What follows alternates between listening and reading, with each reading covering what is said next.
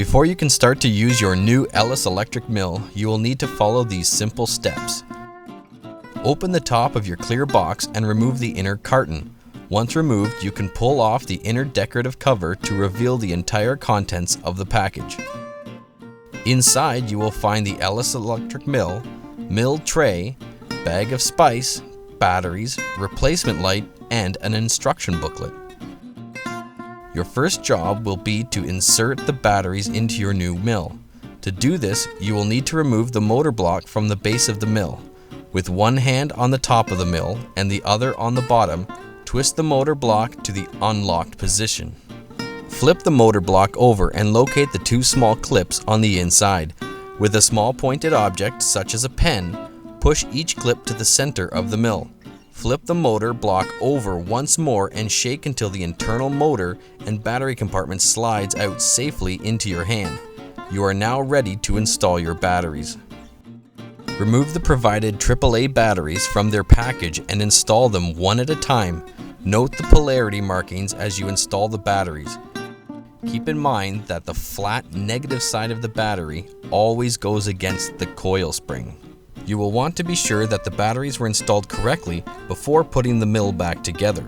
This is easily done by pressing the motor switch located near the top of the unit. If the motor does not turn, please double check the polarity of the batteries and retest. Line up the groove in the motor block with the ridge inside the motor block housing and slide into place. With a pointed object, such as a pen, push the two clips towards the outside of the mill and into the locked position. Before final assembly, you'll want to fill your mill. If you have both a salt and a pepper mill, you should double check that you are filling the correct mill with the appropriate ingredient. Besides the markings that can be found on the base, flip it over and closely look at the grinding mechanism. An outie is a pepper grinder.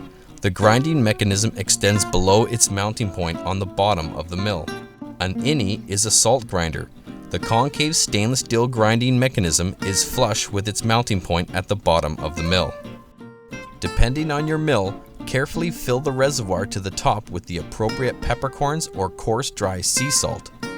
With the base in one hand and the motor block housing in the other, carefully line up the arrow on the upper portion with the unlocked marking on the base. Press the two parts together and twist until the arrow lines up with the locked marking. Test the mill to ensure it grinds and that the light is working, and then place it in the stainless steel mill tray.